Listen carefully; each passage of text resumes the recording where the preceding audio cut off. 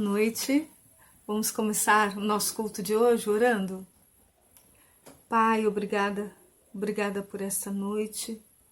Obrigada por cada irmão, ó Pai, que está participando deste culto e aqueles que ainda vão participar no futuro, Senhor, que o Senhor esteja abençoando, fortalecendo e que nós possamos todos colocar a nossa esperança no Senhor, independente da situação que estivermos passando, para a honra e glória do Teu nome. Em Cristo Jesus. Amém. Amém. Vamos então cantar?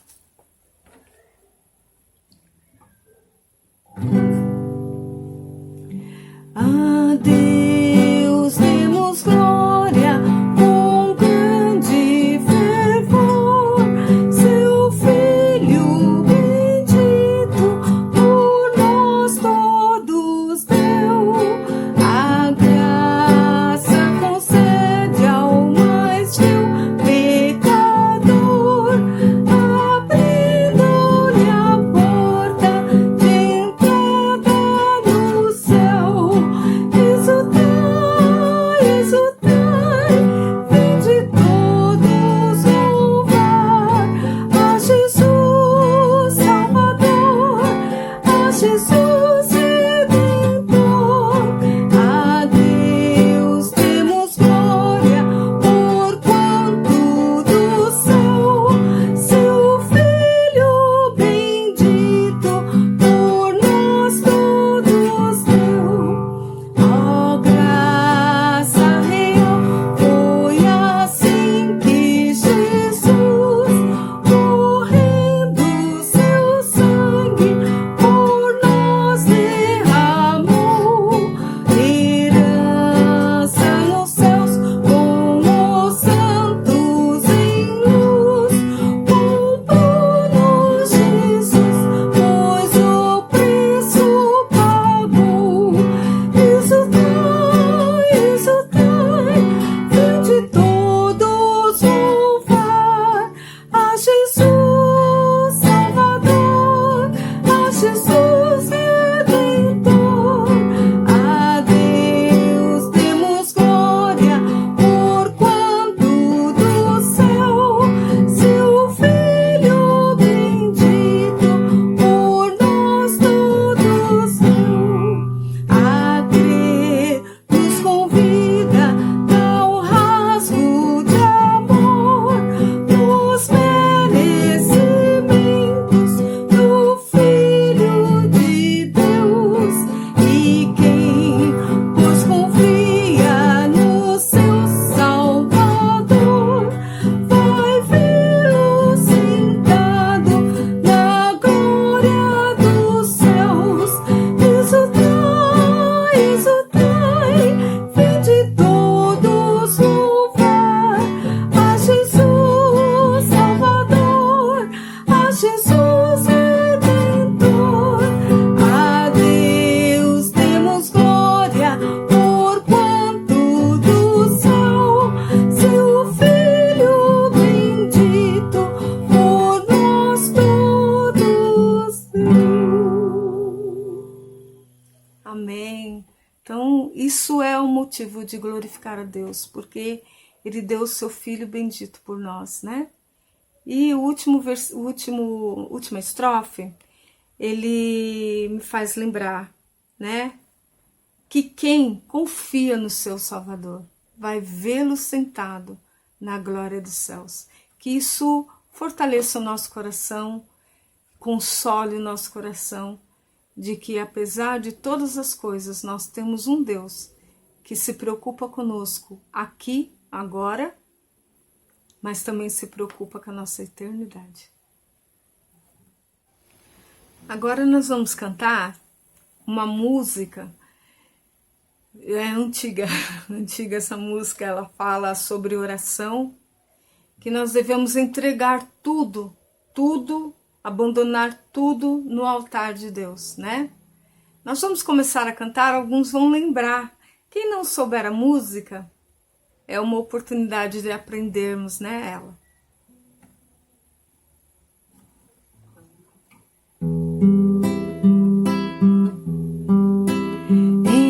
fervente oração, vens o teu coração na presença de Deus derramar, mas não podes fruir o que estás a pedir sem que tudo abandones no altar. Quando tudo perante o Senhor estiver e todo teu ser Ele controlar, só então has de ver que o Senhor tem poder quando tudo deixares no altar. Maravilhas de amor te fará o Senhor, respondendo à oração que aceitar. Seu bondoso poder te virá socorrer quando tudo deixares no altar. Quando tudo perante o Senhor estiver e todo teu ser Ele controlar, só então has de ver que o Senhor tem poder quando tudo deixares no altar. Se orares então, sem que o teu coração goze a paz que o Senhor pode dar, é que Deus não sentiu que tua alma se abriu, tudo deixando no altar. Quando tudo perante o Senhor estiver e todo teu ser Ele controlar, só então has de ver que o Senhor tem poder quando tudo deixares no altar. E agora vamos cantar a música Maranata, né? Que ela nos faz lembrar de que Deus é a nossa luz que vai nos guiar, Ele que é o autor e consumador da nossa fé, né? E nós devemos enfrentar toda essa situação que a gente está enfrentando com muita fé no Senhor, de que Ele tem o domínio de todas as coisas. Vamos cantar?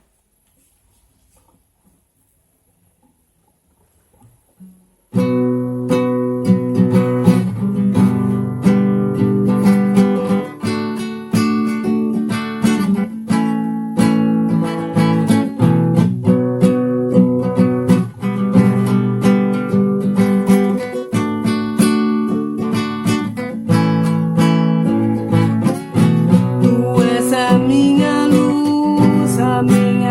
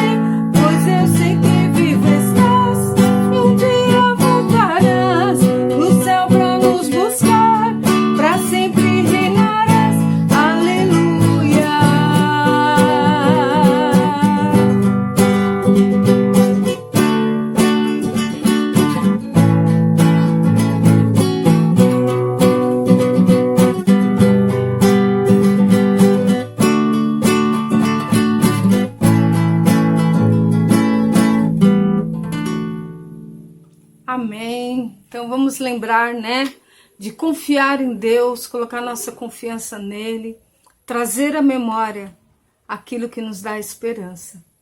Tenha um bom restante, né, de semana, que Deus esteja com todos vocês, abençoando e guardando. Amém. Até mais.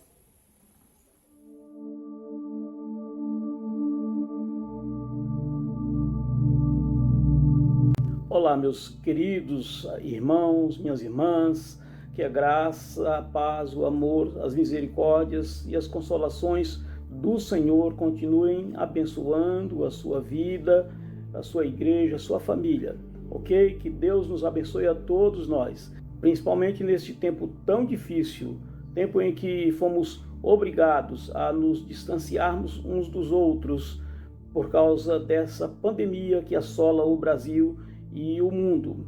E é exatamente nesse sentido que eu quero refletir com os queridos irmãos e irmãs no que diz respeito à nossa reunião local, à igreja local, sua importância.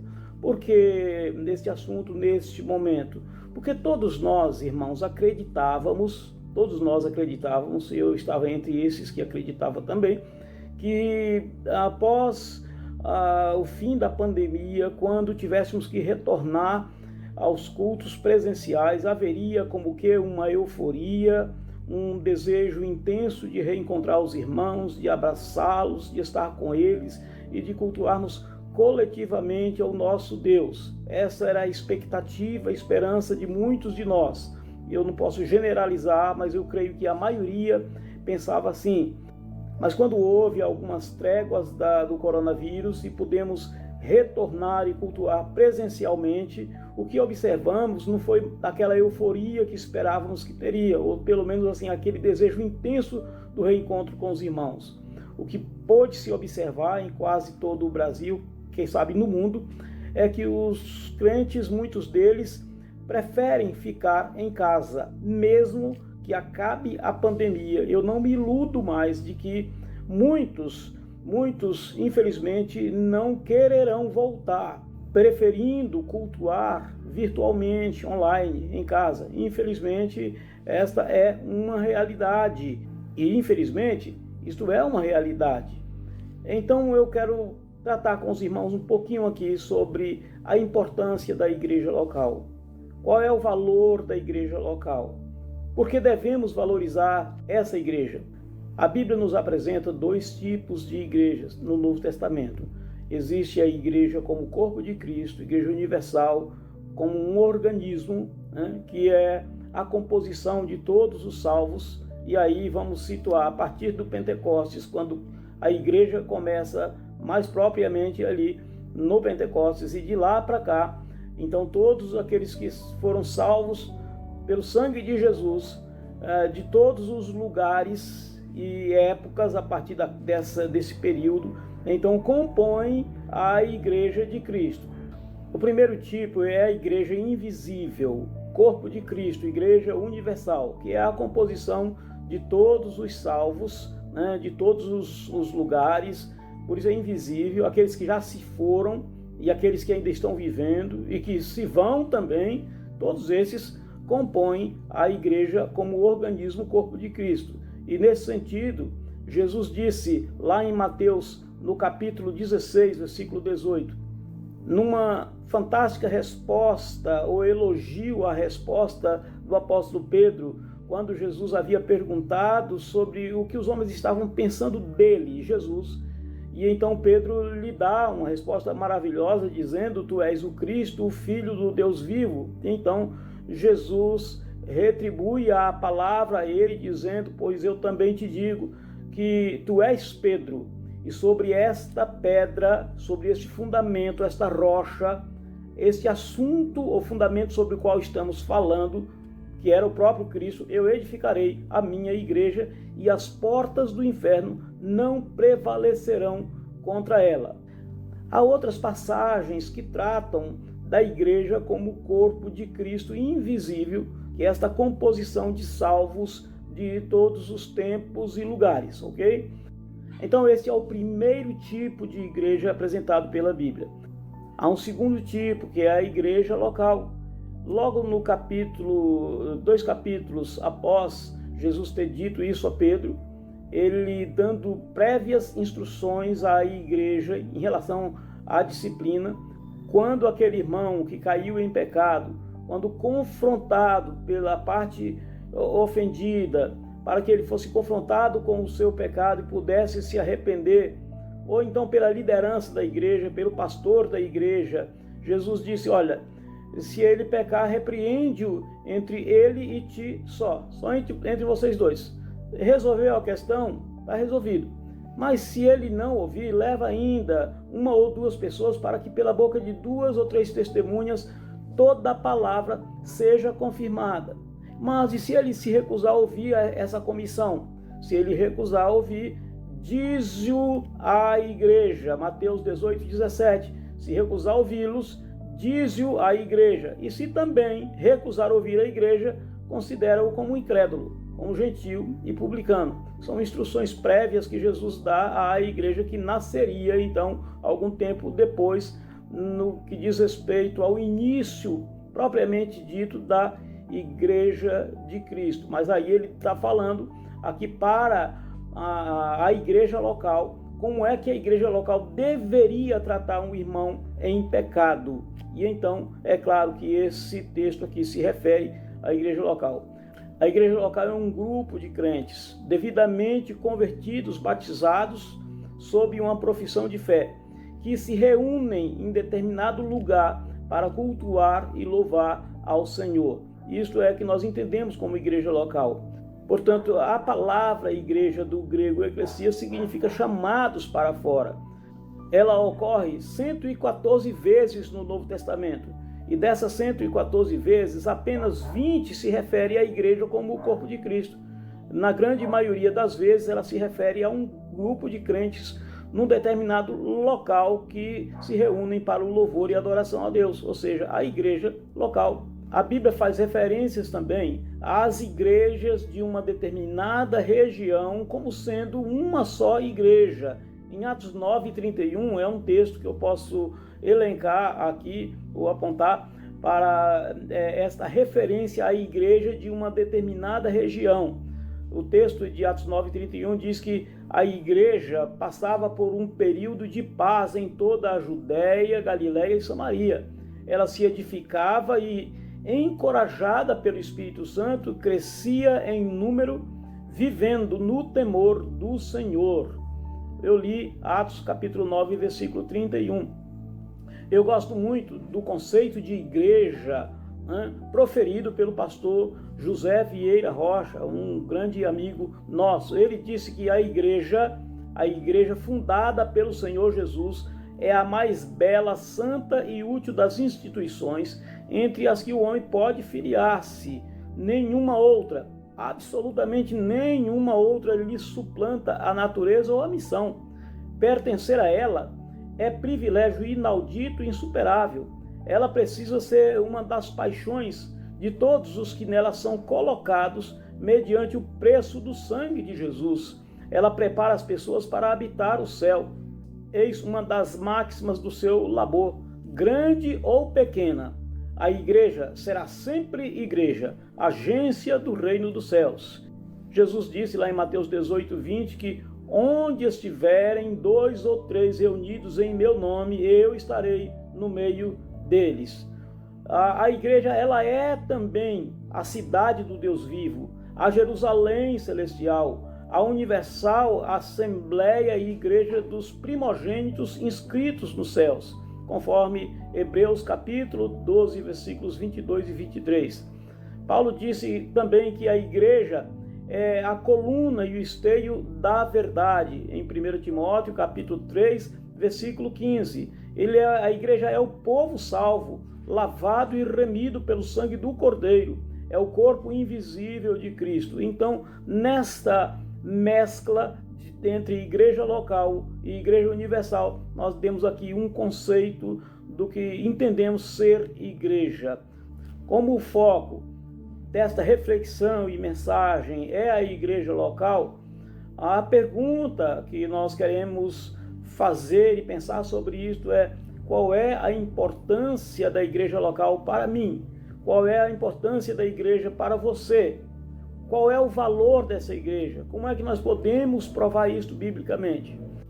Em primeiro lugar, meus irmãos, quem determinou que devemos estar reunidos e servir a Deus num grupo social denominado igreja local foi o próprio Deus, através da Bíblia Sagrada, a sua palavra. Desde o dia do Pentecostes, vemos a igreja se reunindo para louvar, adorar e glorificar ao Senhor, bem como para orar e aprender a sua palavra. Então, esta ordem vem do próprio Deus. Em segundo lugar, somente num grupo social é que a gente pode exercitar o verdadeiro amor cristão, como Jesus nos ensinou e exemplificou. Um amor que é altruísta, que pensa nos outros e no qual nós demonstramos os indispensáveis frutos que devem atestar o nosso caráter cristão. É somente num grupo local, irmãos, que nós poderemos socorrer os mais necessitados. Como eu vou conhecer as necessidades do outro se não me reúno, se não estou próximo dele? E então a gente precisa entender que é somente nesse grupo local que a gente pode socorrer essas necessidades das pessoas com as quais nos envolvemos e que conhecemos. É também nesse grupo pequeno, num grupo local, que nós podemos realizar uma contínua e fervorosa intercessão e ter um trabalho organizado, contínuo e profícuo na obra do Senhor. E em terceiro lugar, quando tomamos uma decisão de não pertencermos, eu não quero pertencer a nenhuma igreja local. Não quero pertencer porque não há igreja que me caiba, de acordo com os meus conceitos, com as minhas ideias. Eu não caibo dentro de uma igreja local. Quando nós pensamos assim, irmãos, porque achamos que a igreja é falha, é imperfeita, nós estamos implicitamente dizendo que nós somos melhores do que os outros, de que todos os outros crentes, do que todos os outros irmãos, o que é uma atitude diametralmente oposta, né, à de um verdadeiro cristão, uma pessoa verdadeiramente convertida, que não pode ter uma atitude dessa de achar que ele ou ela é melhor do que os outros e, portanto, não vai pertencer a uma igreja onde há tanta gente pecadora, tanta gente errada, tanta gente com conceitos errados que não concorda e talvez haja até o desejo de não se encontrar com essas pessoas. Isto é arrogância, é prepotência, é petulância. Não podemos viver assim. Jesus nos ensina em Mateus 11, 29 a seguirmos o seu exemplo como manso e humilde de coração. E a Bíblia nos ensina que devemos considerar os outros superiores a nós mesmos. Filipenses capítulo 2, versículo 3. Se assim não estamos agindo, se esse não é o nosso procedimento, não podemos dizer que somos sinceramente servos do Senhor, que demonstrou tanta humildade e nunca se achou melhor do que ninguém na sua humanidade. Por isso há uma ordenança do Senhor para que sejamos batizados em nome do Pai, do Filho e do Espírito Santo e assim possamos integrar uma comunidade local de crentes. Nessa comunidade local, nós vamos, com outros irmãos, coletivamente aprender da palavra de Deus, fazer a obra missionária, orar ao nosso Deus, glorificar o nome do Criador de uma forma coletiva, como bem Jesus nos ensina. Naturalmente que depois, por alguma necessidade de mudança de uma comunidade para outra, seremos recebidos em uma outra igreja local para continuarmos coletivamente buscando ao Senhor, adorando o seu santo nome e fazendo a obra missionária em obediência ao que Jesus nos ordenou. Em quarto lugar, meus irmãos, vale dizer aqui que Jesus valorizou a igreja local, dando-lhe autoridade, poderes, conforme a gente pode ver em Mateus capítulo 18, de 15 a 20, onde está dito assim: ora, se teu irmão pecar, vai e repreende-o entre ti e ele só. Se te ouvir, terás ganho teu irmão. Mas se não te ouvir, leva ainda contigo um ou dois, para que, pela boca de 2 ou 3 testemunhas, toda palavra seja confirmada. Se recusar ouvi-los, dize-o à igreja. E se também recusar ouvir a igreja, considera-o como gentio e publicano. Em verdade vos digo, tudo quanto ligardes na terra terá sido ligado no céu, e tudo quanto desligardes na terra terá sido desligado no céu. Ainda vos digo mais, se 2 de vós na terra concordarem acerca de qualquer coisa que pedirem, isso lhes será feito por meu Pai que está nos céus. Pois onde se acham 2 ou 3 reunidos em meu nome, disse Jesus, aí estou eu no meio deles. Mas ainda há uma quinta razão para nós nos reunirmos como igreja local e valorizarmos a igreja local. A quinta razão é que os apóstolos entenderam muito bem a importância da igreja local e a valorizaram, demonstrando assim uma preocupação e estima. Em Atos 20, de 28 a 31, Paulo, orientando aos líderes das igrejas, ele diz: cuidai, pois, de vós mesmos e de todo o rebanho, sobre o qual o Espírito Santo vos constituiu bispos, para apacentardes a igreja de Deus, que ele adquiriu com seu próprio sangue. Eu sei que depois da minha partida entrarão no meio de vós lobos cruéis, que não pouparão o rebanho, e que dentre vós mesmos se levantarão homens, falando coisas perversas, para atrair os discípulos após si. Portanto, vigiai, lembrando-vos de que por 3 anos não cessei, noite e dia, de admoestar com lágrimas a cada um de vós. Ainda na segunda carta que Paulo escreve aos Coríntios, no capítulo 12, versículo 20, Paulo está preocupado com a igreja local, dizendo: porque temo que quando chegar, não vos ache quais eu vos quero, e que eu seja achado por vós qual não me quereis, e que de algum modo haja contendas, invejas, iras, porfias, detrações, mexericos, orgulhos, tumultos. Esta era uma preocupação constante na mente e no coração do apóstolo Paulo.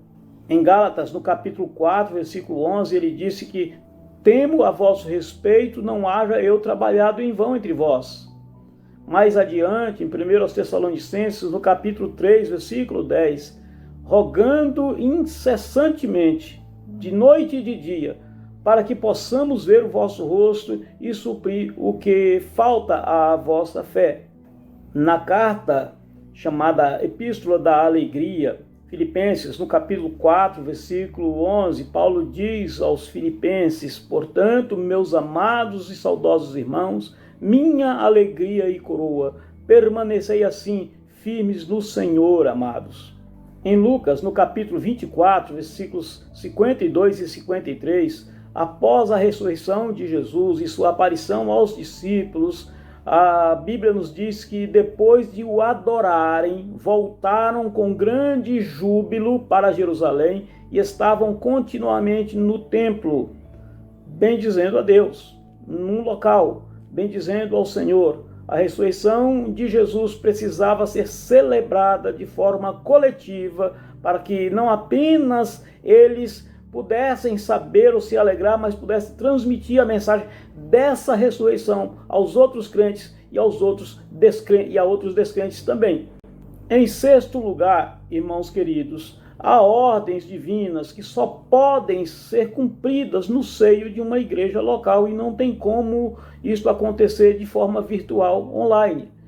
As 2 grandes ordenanças do Senhor, batismo e ceia, foram dados à igreja para serem cumpridas sob a autoridade e administração da igreja local. Um missionário, por exemplo, num ambiente durante uma viagem missionária a algum lugar, como tem acontecido diversas vezes comigo, pode até celebrar o batismo e a ceia memorial, mas terá que ter a aprovação da igreja que lhe envia. E ainda, meus irmãos, os dons ministeriais foram dados para a edificação da igreja local, como um corpo coletivo ali naquela comunidade.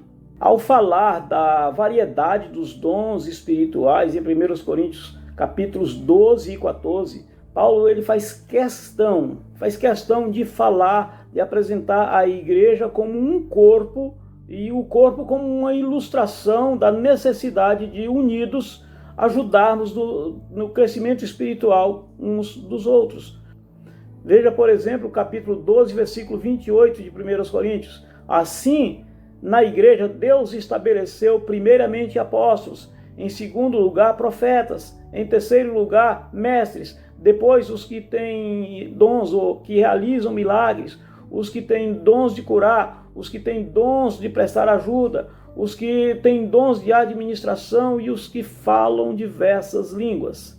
No capítulo 14 desta mesma epístola, 1 Coríntios, leia atentamente, e você pode pegar a sua Bíblia aí e conferir os versos 5, depois o verso 12, 19, o 23, o 26 e o 28.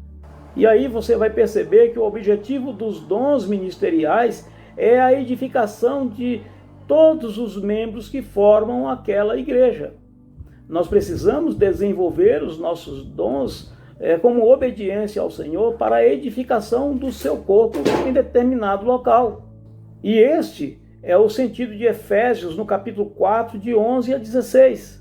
Anote aí para conferir depois, Efésios 4, de 11 até o verso 16. E então, manter comunhão uns com os outros, orar uns com os outros e pelos outros, cooperar conjuntamente para o sustento missionário, exercer os dons ministeriais, entre outras coisas, só pode ser feito com propriedade quando participamos de uma igreja local.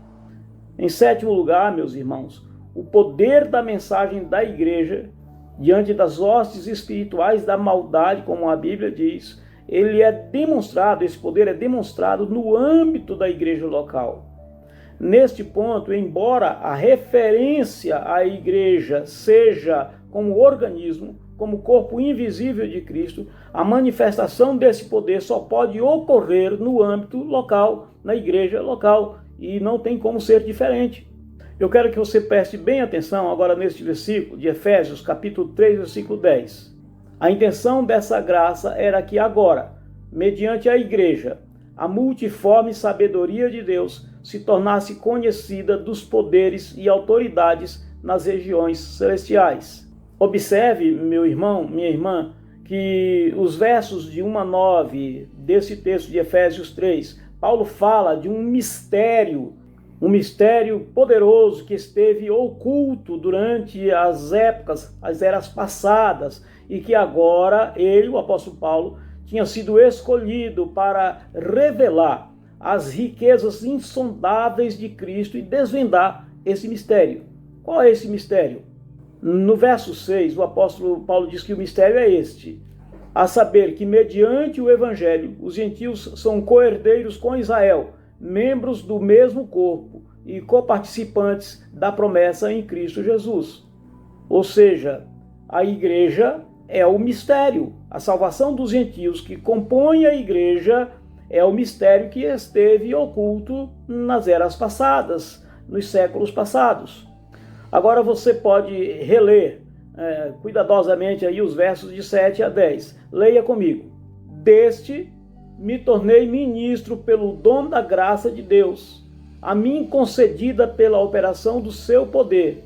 Embora eu seja o menor dos menores dentre todos os santos, foi-me concedida esta graça de anunciar aos gentios as insondáveis riquezas de Cristo e esclarecer a todos a administração deste mistério que, durante as épocas passadas, foi mantido oculto em Deus que criou todas as coisas.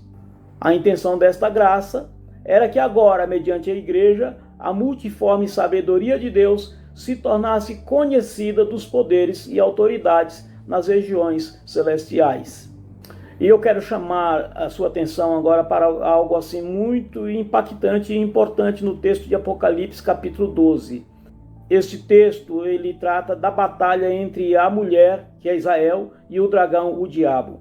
O dragão persegue a mulher, tentando arrebatar-lhe o filho, que é Jesus Cristo, e esta foge para o deserto. A partir do verso 7 é narrada a derrota do diabo e dos seus anjos. E no verso 10 ele completa: agora sim é chegada a salvação e o poder e o reino do nosso Deus, numa alegre proclamação de vitória depois de tamanha batalha. É algo assim que me impacta bastante, essa verdade, conhecer o poder de Deus na vida dos crentes em Jesus, na guerra contra o diabo e suas hostes. Mas eu quero que você note bem o valor do testemunho da igreja para a vitória sobre o diabo e seus anjos. Nos versos 10, a última parte do verso 10 e o verso 11, que diz assim: porque já foi lançado o acusador de nossos irmãos, o qual diante do nosso Deus os acusava dia e noite, e eles o venceram pelo sangue do Cordeiro e pela palavra do seu testemunho, e não amaram as suas vidas até a morte. Em Romanos capítulo 16, versículo 20, Paulo diz que Satanás será esmagado sob os pés daqueles que conhecem a Deus e que servem a Cristo, dos salvos. E em Atos capítulo 1, versículo 8, texto que nós já conhecemos de cor e salteado, nesse texto Jesus diz aos discípulos: mas recebereis poder ao descer sobre vós o Espírito Santo, e ser-me-eis testemunhas, tanto em Jerusalém como em toda a Judéia e Samaria, e até os confins da terra. Aqui há uma palavra, uma promessa. Essa promessa é: recebereis poder. No Pentecostes, com a descida do Espírito Santo, a igreja seria revestida de poder para testemunhar do Evangelho de Jesus Cristo. Mas que poder seria esse? Em que consistiria esse poder? Para entendermos melhor sobre este poder, vamos ver o que diz Hebreus capítulo 12, de 18 a 29. Vocês não chegaram ao monte que se podia tocar e que estava em chamas, nem às trevas, à escuridão e à tempestade, ao soar da trombeta e ao som de palavras tais, que os ouvintes rogaram que nada mais lhes fosse dito, pois não podiam suportar o que lhes estava sendo ordenado. Até um animal, se tocar no monte, deve ser apedrejado. O espetáculo era tão terrível que até Moisés disse: estou apavorado e trêmulo. Mas vocês chegaram ao Monte Sião, a Jerusalém celestial, à cidade do Deus vivo. Chegaram aos milhares de anjos em alegre reunião nos céus. Vocês chegaram a Deus, juiz de todos os homens, aos espíritos dos justos aperfeiçoados, a Jesus, mediador de uma nova aliança, e ao sangue aspergido que fala melhor do que o sangue de Abel. Cuidado, não rejeitem aquele que fala. Se os que se recusaram a ouvir aquele que os advertia na terra não escaparam, quanto mais nós, se nos desviarmos daquele que nos fala ou nos adverte dos céus, aquele cuja voz outrora abalou a terra, agora promete: ainda uma vez abalarei não apenas a terra, mas também o céu. As palavras ainda uma vez indicam a remoção do que pode ser abalado, isto é, coisas criadas, de forma que permaneça o que não pode ser abalado. Portanto, já que estamos recebendo um reino inabalável, sejamos agradecidos e assim adoremos a Deus de modo aceitável, com reverência e temor, pois o nosso Deus é um fogo consumidor. Então nós recebemos um poder inabalável. Lembra que lá em Mateus capítulo 21, versículo 43, Jesus diz aos judeus, Jesus diz a Israel que o reino lhe seria tirado e seria dado a um povo que desse os frutos. Esse povo somos nós, a igreja. Recebemos um reino inabalável, um reino poderoso. É sobre este poder que Jesus fala em Atos 1:8. Recebereis poder ao descer sobre vós o Espírito Santo, com o objetivo de sermos testemunhas do seu evangelho e da sua graça. Assim, meus irmãos, a igreja é detentora, portadora de uma mensagem poderosa, uma mensagem que salva, liberta, cura, que depõe contra os poderes satânicos, destrói o inimigo e assim por diante. Esta mensagem é o poder de Deus. Agora vamos voltar lá em Mateus 16, 18. Pois eu também te digo, Jesus dizendo a Pedro, eu te digo que tu és Pedro, e sobre esta pedra edificarei a minha igreja, e as portas do inferno não prevalecerão contra ela. A ideia aqui de as portas do inferno não prevalecerão contra a igreja do Senhor Jesus Cristo, a ideia não é que o diabo e seus demônios vão atacar a igreja e esta vai ficar na defensiva, correndo, resistindo a estes ataques. Não, não é isso. A ideia é que o diabo e seus demônios tentarão obstruir e impedir o avanço da igreja, mas não resistirão à poderosa mensagem transformadora do Evangelho de Jesus. Eu gosto deste texto na Bíblia, a mensagem, que já é um texto basicamente interpretado, essa versão, essa tradução, e diz assim: esta é a pedra sobre a qual vou edificar a minha igreja, uma igreja tão exuberante e tão cheia de energia, de poder, que nem as portas do inferno serão capazes de obstruir o seu avanço. Viram? É por isso que o apóstolo Paulo disse que o Evangelho é o poder de Deus para a salvação de todo o que crê. Romanos capítulo 1, versículo 16. Por todas essas razões aqui apresentadas, meus irmãos em Jesus, por todas essas razões, nós devemos valorizar a igreja local. É desejo do Senhor que assim o façamos. Eu quero concluir com o capítulo 10, versículo 25 de Hebreus, que diz: não abandonando a nossa congregação ou o ato de congregar, como é costume de alguns, antes admoestando-nos uns aos outros, e tanto mais quanto vedes que se vai aproximando aquele dia. Fica aqui esta reflexão, esta mensagem, a fim de que você e eu valorizemos mais a igreja local, a igreja que Deus escolheu para que assim o adorássemos de uma forma coletiva. Acabando ou não a pandemia, devemos saber que a igreja local é vontade de Deus, é desejo de Deus, é plano de Deus, e não vamos desobedecer ao nosso Senhor. Fica aqui este desafio, em primeiro lugar para a minha vida, mas também para a sua vida. Que Deus abençoe a cada um de nós de forma gloriosa, de forma poderosa, livrando-nos de tantos males e dando a nós o entendimento de sua vontade e seu desejo. Vamos fazer isso para a glória do Senhor, em nome de Jesus. Amém?